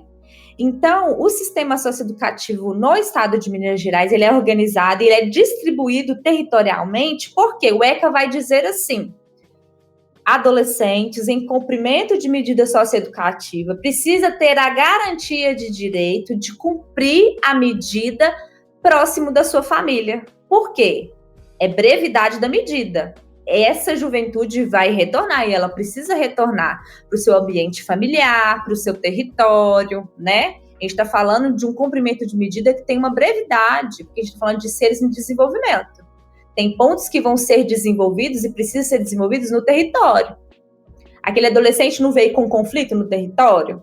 Ele precisa passar por um processo de acompanhamento de uma equipe multidisciplinar que vai compreender toda a sua trajetória, vai construir com o território manejos e possibilidades para um retorno, uma ressocialização mais potente, mais positiva, que ele rompe ali com a trajetória infracional. Então, pensando no que o ECA vai dizer, que essa juventude precisa estar próximo da casa, isso é uma previsão legal, tem que se construir unidades socioeducativas espalhadas no território. É para além também desse público ser o segundo maior público do país. Então, é pensado nessa distribuição territorial que, infelizmente, ainda não atende, porque a gente está vendo hoje, né, um aumento muito grande. Durante a pandemia, mudou-se muito o público do socioeducativo, para começar, né? A gente tem uma mudança muito expressiva quando a gente pensa lá na FEBEM. Inclusive, eu indico para vocês um documentário muito bacana que tem disponível no YouTube, que chama Contador de Histórias. Roberto Carlos não é o cantor. Era uma criança que foi entregue, né? O Roberto Carlos foi entregue pela mãe dele na FEBEM, porque na época, né, início dos anos 90, início dos anos 2000, havia uma propaganda até mesmo em canal aberto dizendo: traga o seu filho aqui para a FEBEM, aqui ele vai ter educação, aqui ele vai ter saúde, e não necessariamente era o público que cometia ato infracional, que estava em conflito com a lei. Eram crianças pobres, vulneráveis, o que era um fator demarcador dentro do Código de Menores de colocar seres em vulnerabilidade social enquanto seres que tinham uma predisposição em ter uma trajetória infracional. E aí, nesse documentário, né, o do Roberto Carlos vai contando a sua história, vai mostrando pra gente o que era a FEBEM. E aí, com o SINASE, esse conceito de socioeducação, ele cai por terra, porque diz, a gente já tem o ECA. Então, vamos esquecer o Código de Menores, vamos pensar agora em como que o programa do sistema socioeducativo ele vai ser construído para ser um processo de desenvolvimento dessas juventudes, viabilizado ali pelo sistema de garantia de direitos e principalmente com uma equipe multidisciplinar. E quando eu falo equipe multidisciplinar, gente, é porque dentro das unidades socioeducativas, né, do meio fechado, assim como no meio aberto, mas no meio aberto vai ter uma diferença um pouquinho assim na equipe, porque lá no meio fechado vai dizer assim, olha, cada adolescente ele precisa ter um atendimento, né, dessa equipe multidisciplinar dentro das suas áreas técnicas. A gente vai ter ali atendimento com o analista com formação em psicologia, a gente vai ter ali um atendimento para esse adolescente com o analista com formação em pedagogia, com o analista com formação em educação física, com o analista com formação em serviço social, com o analista com formação em direito, com o analista com formação em terapia ocupacional. A gente vai ter dentro dessa equipe auxiliares educacionais, a gente vai ter dentro dessa equipe, né, socioeducativa, uma equipe de segurança, porque a gente está falando de um ambiente de segurança. Aqui em Minas Gerais, essa pasta está dentro da Secretaria de Estado de Segurança Pública. Em alguns estados isso muda um pouquinho. Em alguns estados isso está na Secretaria de Defesa Social, em alguns estados está na Secretaria de Educação. Né? A nível nacional, o SINASE está na pasta de Direitos Humanos, que diz de uma interseção desse sistema de garantias de direitos, que são diversas frentes de trabalho. Né? Então, aqui em Minas Gerais, estando na Sejusp, né, que é na pasta da Secretaria de Justiça e Segurança Pública, tem essa organização, né? Cada estado, né, vai organizando os seus programas, mas tem parâmetros básicos, que a gente tem ali o SINASE, que vai, né, regulamentar o que todo país precisa ofertar enquanto garantia de direitos, vai dizer que essa juventude ela tem que ter ali o seu direito assegurado, né, para acesso à educação, à profissionalização, à saúde, ao esporte, ao lazer. E aí, qual que é o objetivo da medida socioeducativa conforme está ali promulgado no ECA? O ECA é claro, a medida socioeducativa é com aquele adolescente que comete um ato infracional, que está em conflito com a lei, onde que vai ter todo um trabalho na perspectiva pedagógica. Não é na perspectiva de punição, senão a gente ficaria lá na FEBEM. Punitiva, estritamente punitiva, onde que não focava no desenvolvimento dessa juventude para um retorno protegido e um retorno onde que haveria uma ressignificação da sua trajetória, buscando ali um rompimento com a trajetória infracional. Então, o objetivo da medida socioeducativa é pensar nessa responsabilização dessas juventudes frente ao ato infracional e temos também a responsabilização subjetiva. É muito comum hoje, né, como eu disse para vocês, que hoje tem um demarcador muito triste e preocupante quando a gente pensa no número muito grande de adolescentes adoecidos, né, com atravessamentos de saúde mental muito gravosos, né, com esquizofrenia, com autismo, com famigerada TOD, que é o transtorno opositor, com transtorno de conduta, com transtornos diversos. Só que essa juventude não teve um acesso à garantia saúde para essa promoção e cuidado de saúde, não teve um tratamento correto. Então, muitas vezes, essa juventude que está ali no contexto, que tem o acesso ao uso abusivo de álcool e drogas, que tem um transtorno, né, que não foi ali visto pela rede de saúde. Ele começa, e a juventude, o comportamento das juventudes, né, conforme a gente vai pensando ali, né, Vygotsky, Piaget, vai dizer muito de todo o desenvolvimento humano. Na fase da adolescência, é uma fase do conflito. É uma fase onde que responder às regras é difícil e chega a ser torturante para as juventudes. E aí você está numa fase que é do conflito.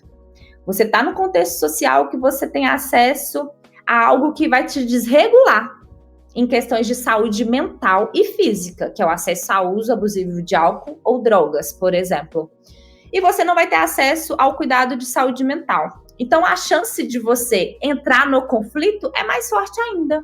Então, a gente recebe muito um público no socioeducativo, assim, isso é em todo o país, inclusive o Conselho Nacional de Justiça publicou recentemente um diagnóstico sobre a saúde mental dos adolescentes, das adolescentes em cumprimento de medida socioeducativa, que vai dizer o quanto que essa responsabilização subjetiva ela é importante para esse adolescente se responsabilizar frente ao ato infracional. Por que eu falo subjetiva?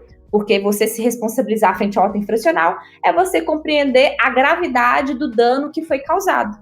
Você compreender o porquê esse conflito, o porquê, né, desse ato infracional, se é um fator, né, de relevância ali no grupo social que eu estou inserido, né, eu quero ser igual aos meus pares, eu quero mostrar também que eu sou do conflito, que eu consigo, né, extrapolar as regras, ou é algo ligado ao aspecto financeiro, né, ou é algo ligado ao aspecto psíquico, psicológico, né?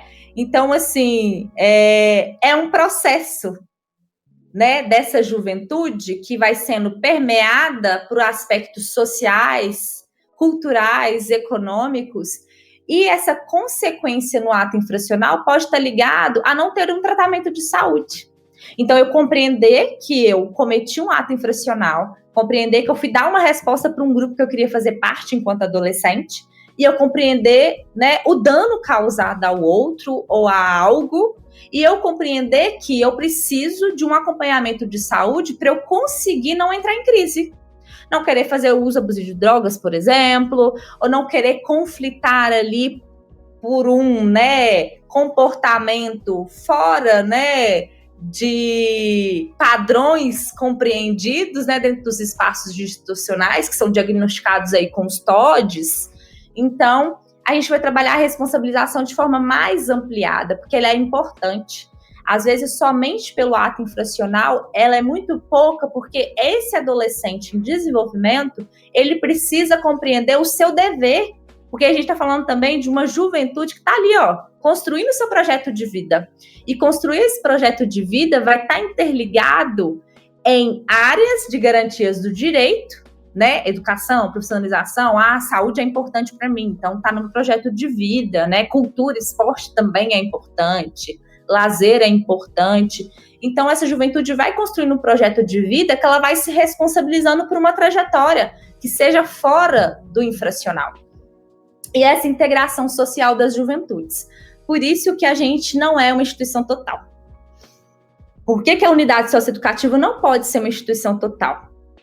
Porque é um espaço transitório, de brevidade da medida, de indivíduos que vão ser acompanhados por uma equipe multidisciplinar, por um sistema de garantias de direitos, por sistemas de proteção, para pensar nesse desenvolvimento durante a medida e desse retorno protegido e seguro e que tem uma ressignificação social. Então, eu vou trabalhar com atores desse sistema de garantias de direito para eu construir um plano individual de atendimento desse adolescente, na internação, né, por tempo indeterminado e na semiliberdade, são até 45 dias de medida. Eu vou construir ali um plano individual de atendimento com o adolescente e a adolescente, com a família, ou, né, a referência socioafetiva, porque a gente tem ali, né, vários tipos de família, com o território, né, ali eu vou chamar a escola do território, vou chamar a escola da unidade, eu vou chamar os atores CRAS, CREAS, Conselho Tutelar, vou chamar ali atores, né, das unidades básicas de saúde, tanto que atende ali no território da unidade, tanto do território do adolescente, e vou construir, né, uma narrativa, uma avaliação a partir da história de vida desse adolescente, como esse adolescente verifica ali o ato infracional, como ele se responsabiliza, como que ele vai ser responsabilizado, o plano de trabalho mesmo, é um plano de intervenção, é um passo a passo do que vai ser desenvolvido dentro dos eixos estruturantes da medida, que são esses eixos, família e território, em alguns momentos o documento vai trazer, né, família e abordagem comunitária, que nada mais é de pensar como que essa família ela vai compreender essa adolescência enquanto um ser em desenvolvimento, um ser que precisa de acompanhamento, um ser que precisa ali de pegar na mão. Eu brinco muito de pedagogia do vamos na socioeducação, porque quando a gente está com esse recorte de público que nitidamente outras políticas falharam, a gente precisa estar junto. E isso é a fase das juventudes, né? Tem um livro, né, uma coletânea de livros por uma pedagogia das juventudes, da UFMG, que é do Observatório das Juventudes, que está aqui, né, no campus de Belo Horizonte, que vai dizer desse trabalho em rede que essa juventude ela vai ter todo um aporte, todo um suporte. Porque muitas vezes essa juventude ela é o conflito, ela se sente sozinha, ela precisa de validação social para se inserir em determinados grupos. Ela é atravessada por diversas questões sociais, econômicas, físicas, de saúde. Então, essa juventude ela vai precisar que alguém caminhe junto. Então, esse alguém, ela é uma referência. E essa referência precisa ser muito a família. E a gente vai construindo desde a medida socioeducativa, seja no meio aberto, no meio fechado, qual que é o papel dessa família na responsabilização desse adolescente, dessa adolescente, e nesse acompanhamento durante o cumprimento da medida socioeducativa e após o cumprimento de medida socioeducativa, assim como o território. Vocês lembram que eu comecei falando assim, gente, tem adolescentes que chegam no socioeducativo sem nunca serem vistos pelo Sistema Único de Saúde, sem nunca terem sido vistos pela política socioassistencial. Então, esse território precisa passar a ver essa juventude. Não só porque essa juventude está em cumprimento de medida socioeducativa, é porque essa juventude está em desenvolvimento. E ela precisa retornar para o território e ter acesso à educação, de ter uma retomada ali no seu processo educacional no território, que vai sendo desenvolvido durante o cumprimento de medida, mas que precisa ganhar força para esse senso de pertencimento e vinculação. Hoje, de 100% dos adolescentes, a gente tem 90% dos adolescentes do sistema socioeducativo de Minas Gerais que tem um vínculo frágil com o espaço educacional, que tem uma distorção escolaridade muito grande. A gente chega com, né, a gente observa um número crescente de adolescentes não alfabetizados, não letrados, um número gigantesco de adolescentes do ensino médio com muitas dificuldades de aprendizagens devido a algumas etapas, né, que foram ali puladas anteriormente. Então, precisa fortalecer nessa juventude que a educação é para além da escola. A escola é um ponto muito importante, mas a educação, enquanto conhecimento a ser construído, é para a vida e que vai articular muito com a profissionalização. Porque é muito, né, visto no discurso das juventudes, na perspectiva do seu projeto de vida, que a entrada no ato infracional, e o ECA vai dizer que é direito do adolescente o acesso à profissionalização, ao mundo do trabalho protegido, vai dizer, né, de todas as regras para pensar em programas, né, de aprendizagem, jovem aprendiz, aprendiz legal, com várias nomenclaturas que a gente tem, né, em diversos espaços, que vai dizer ali, né, de um adolescente a partir de 14 anos, até 25 anos, em alguns programas até 29. Pensando aí nessa juventude ampliada, vai ter acesso ali a programas de aprendizagem e que está muito interligado à educação, que é pensar nesse processo de formação educacional para o mundo do trabalho. Nem todas as juventudes, pensando, né, nas possibilidades potentes para essas vidas das juventudes, essas juventudes que cometem atos infracionais, elas podem sonhar também com uma universidade. elas podem sonhar também com um curso técnico, elas podem sonhar com um percurso formativo da educação que vai além do ensino médio, além da educação básica. Então, isso vai sendo muito trabalhado pelas nossas equipes nas unidades socioeducativas, pelas equipes que estão ali no meio aberto, em articulação com o território, para fazer essa construção potente para esse retorno da juventude. A saúde, a gente tem, né, uma política muito específica para a saúde, porque a gente vai pensar que a saúde, a gente tem a Política Nacional de Atenção Integral à Saúde de Adolescentes em Conflito com a Lei, que é o PNAE-SAIRE. Não sei se vocês já ouviram falar dessa sigla. Inclusive, no ECA, ele vai dizer, né, sobre esse atendimento da saúde a esse público, né, em conflito com a lei. O PNAE-SAIRE, ele vai dizer, né, da necessidade dos municípios de ter uma equipe específica para acompanhar, porque não é só atender o adolescente. Seja ali na unidade básica de saúde, seja ali, né, um enfermeiro, seja ali, né, um psicólogo na UBS, seja ali, né, o dentista, vai dizer o seguinte: olha, vocês precisam articular com a rede, porque às vezes esse menino não é do território, às vezes ele é de outro território. Então, esse atendimento, ele é progressivo. Ele vai começar aqui, durante o cumprimento de medida, às vezes começa lá no cumprimento de medida, mas ele precisa se estender ao território, porque essa é uma garantia de direito, né? Então, tem toda uma construção técnica, né, com todo um caráter legal que vai dizer desse atendimento especializado para o público em conflito com a lei, pensando nessa articulação, né, com a rede.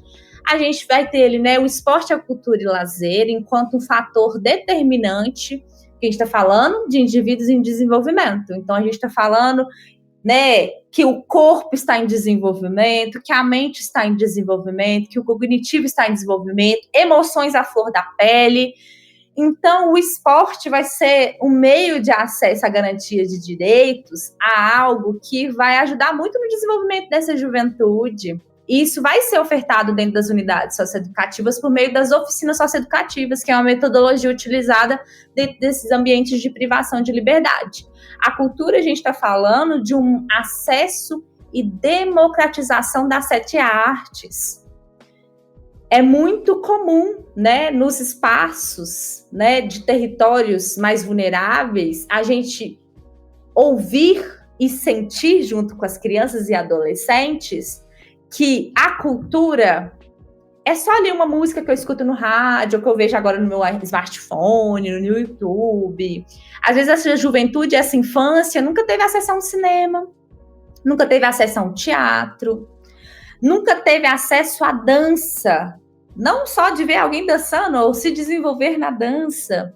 Então, a gente vai trazer o que são, né, esses aspectos da democratização da cultura dentro das unidades socioeducativas para expandir esse olhar das juventudes, que o território é só lá na minha quebrada, que o território é só lá no beco, que o território ele também é potência, que o território tem esporte, tem cultura, tem lazer, né? E que eu posso ser um ser protagonista de entender a educação e entender o espaço escolar como um espaço que eu tenha voz, que eu posso participar de grêmio estudantil, que eu posso estar em espaços de representatividade que não seja a representatividade negativa ali no conflito, né?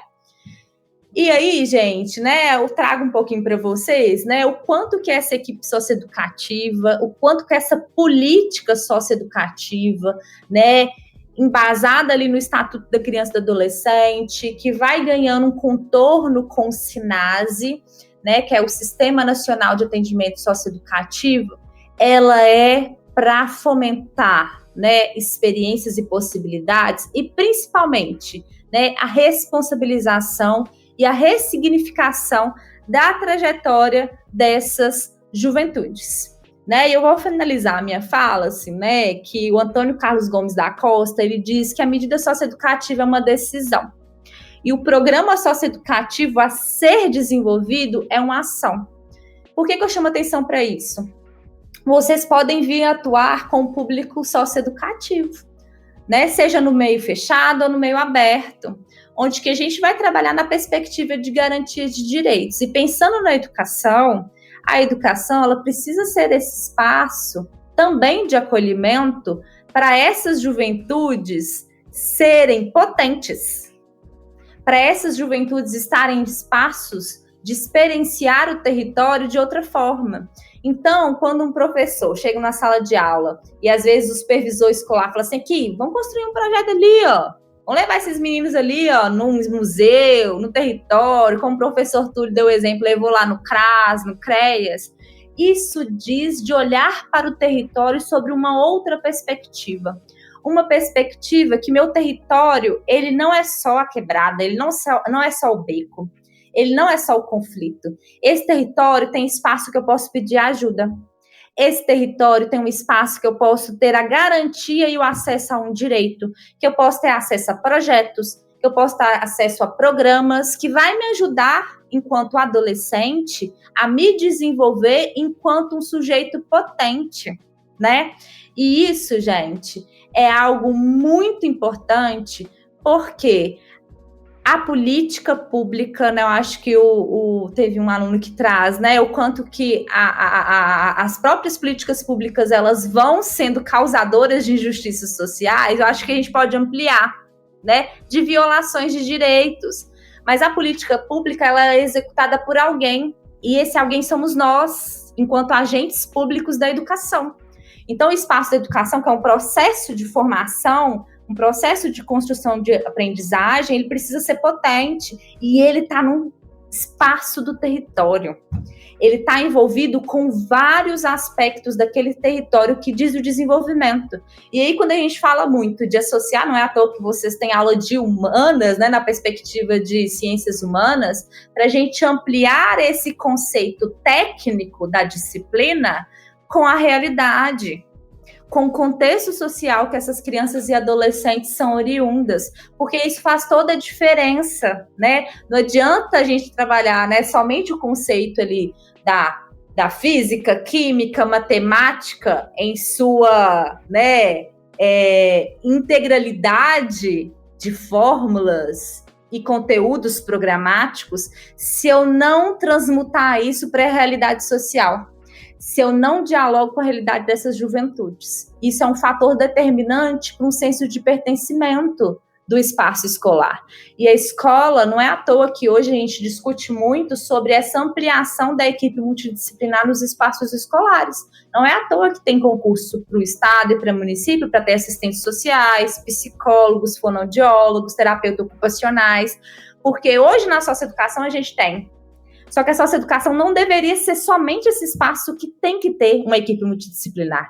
Na escola precisa ter, nos espaços, né, socioassistenciais precisam ter, nos espaços da saúde precisam ter, porque a juventude, a criança, o seu desenvolvimento é ampliado. E é um pouquinho disso que eu trouxe para vocês. Gostaria de agradecer mais uma vez. Estou aqui para a gente conversar mais um pouquinho, né? Mandem dúvidas, questões, né, que vocês queiram entender um pouquinho do que a gente discutiu.